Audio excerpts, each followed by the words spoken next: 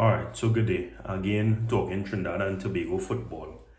So I saw an article by Dr. Keith Look Loy today. I saw it. And obviously, we know that he likes to write a lot of stuff. And he wrote a little bit about the budget of the TTFA. And there were some interesting points in this. And I have it on my next phone, so I'll be reading as we go along. But I just wanted to point out some stuff that kind of stand out to me, and I would really try to reach out to him and probably get his point of view sometime next week if he could expand a little more on it. But just to kind of raise some awareness, because I know not everybody reads articles, I thought it important that I kind of give this information in this format. So as always, like, share, comment, and subscribe if you do like and are interested in Trinidad and Tobago football. And let's figure out what we could do to really improve the football, even from a business standpoint, more from the administrative side, because there are some things that need to be worked out there. So with that being said, I'm just going to read some excerpts of his article and give my little 2 cents when necessary. So the TTFA is an opaque organization, an impenetrable dark hole. Securing information from TTFA is much akin to pulling teeth, but recently I acquired its 2026 budgeting total, $34 million. We hear less about the organizational debt these days, and he said it was $100 million back in 2021, and TTFA now has multi-millions in annual income at its disposal after its emergence from occupation by FIFA's normalization committee. $34 million is no mean sum. Significantly higher than it was before. And he was talking about in the 2020 when they were only getting $20 million, yet a lot of things were running up and doing well at that point in time.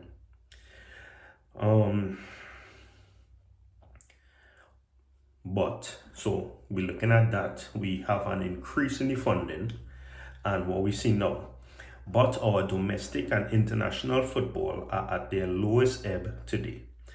All national selections but the women were eliminated from their World Cup.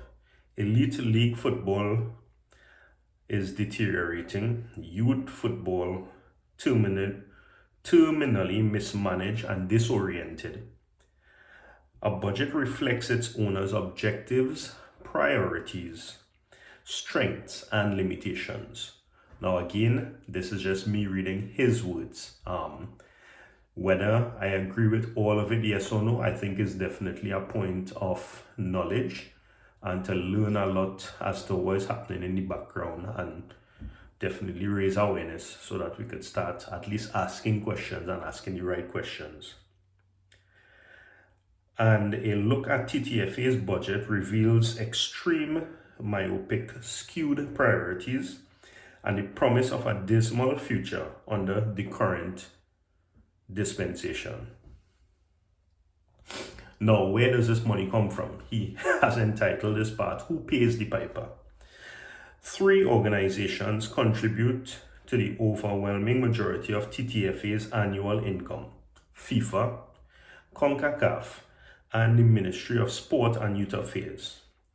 FIFA provides an annual grant intended to fortify the association's administrative operation, subsidize travel for national teams and association officials, support the purchase of sporting and administrative equipment, and financial development incentives such as leagues, youth programs, and capacity building activities.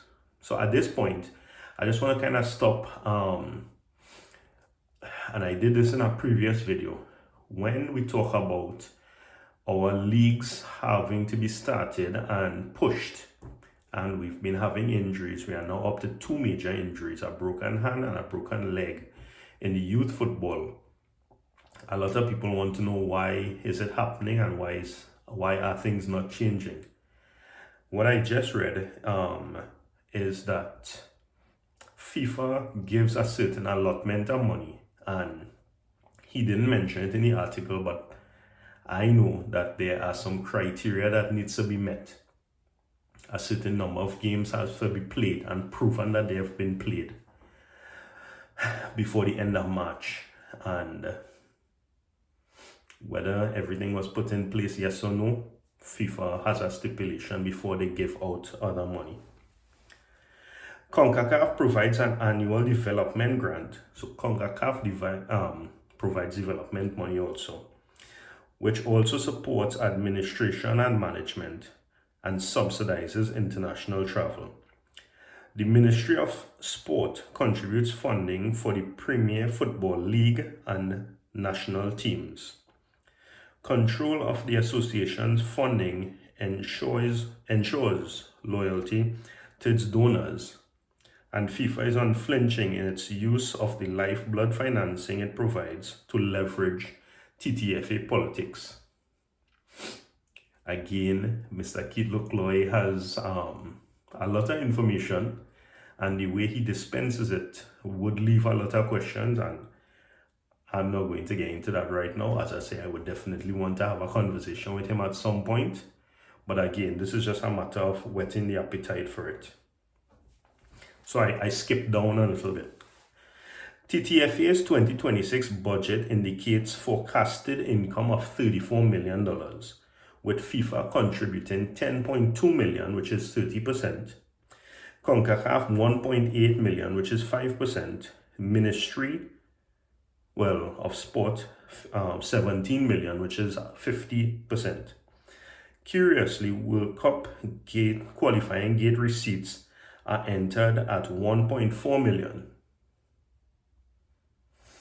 So this is a bit of a contentious point, because anybody who could do maths knows that if our stadiums could hold more than 20,000 people, and tickets are usually $150 to $200, sometimes $250, when it's big games it's $300, and we had some World Cup qualifiers which the stadium was sold out, you do the math.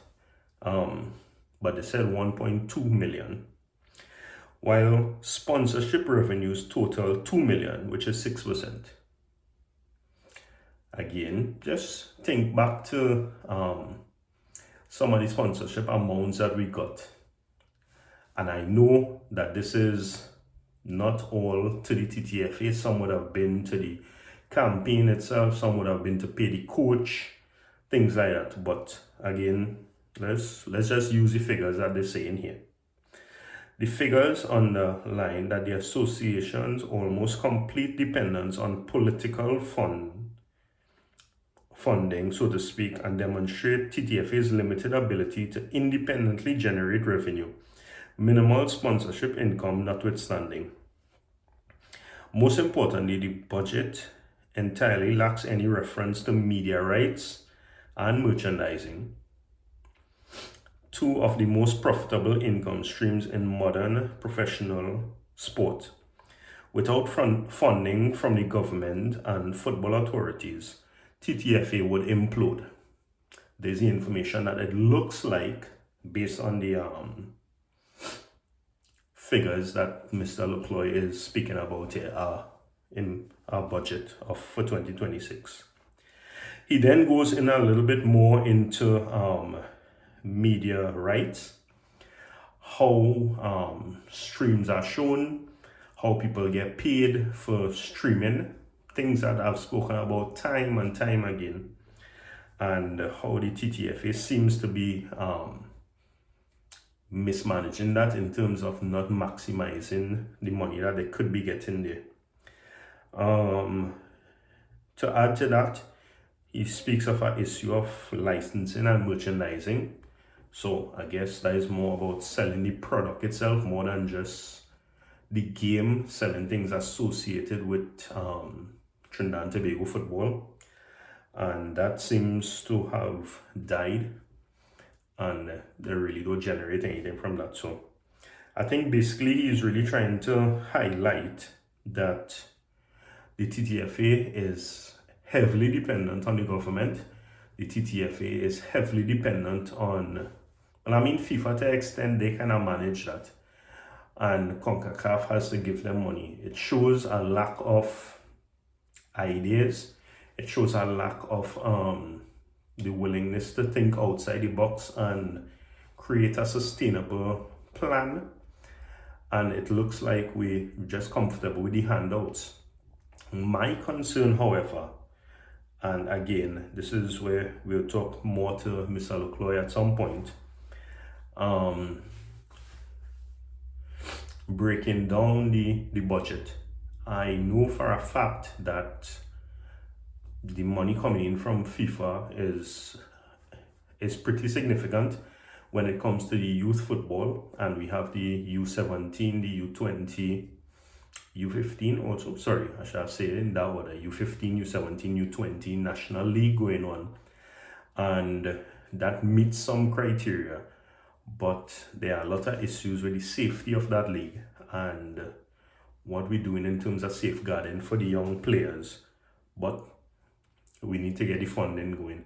So I guess that is the reason for that. So it's not really so much about the care of the footballers and the improvement of the football as to be able to speak to the number of games that were played. Yeah, it just kind of goes in a little bit deeper into finding more ways that we could help our football. And I really will talk to him next week or very soon when it comes to that, because I want to know how we could professionalize our pro league, how we could get our pro league up and running, how we could stop having the handout mentality for subventions every month. I want to know how we could, the TTFA could start generating more money, because it's a business. You don't get, and again, just quoting the figures that he say, you don't get $34 million in hand and don't expect to have a return on your investment. They've been pumping money in, and if they aren't clear about how the money is going, we could all see the problems that could come from that. And because we don't have complete transparency with regards to the TTFA, is anybody's question, anybody's guess right now. So I do appreciate the fact that Dr. Look Loy brought this up, and again, it leaves a lot of questions for us to really answer as Trinidad and Tobago, and to demand getting more answers. I don't know if everything in this article, in these statements are right, and that is why I would definitely like to sit down and talk with him, probably talk to some of the other stakeholders also, to see if we could start delving into how this money is broken down, how they came up with these figures, where is this money going. I remember, yeah, I should probably not say that. We'll just continue looking, learning, asking questions, and talking about Trinidad and Tobago football. So, as always, just continue to like, share, subscribe. Let somebody know that we're talking Trinidad and Tobago football and trying to find a path to really get back to where we're supposed to be. And definitely looking forward to the 2 upcoming games, and at some point a squad list. We know how that goes. So do enjoy the rest of the day, and thank you very much.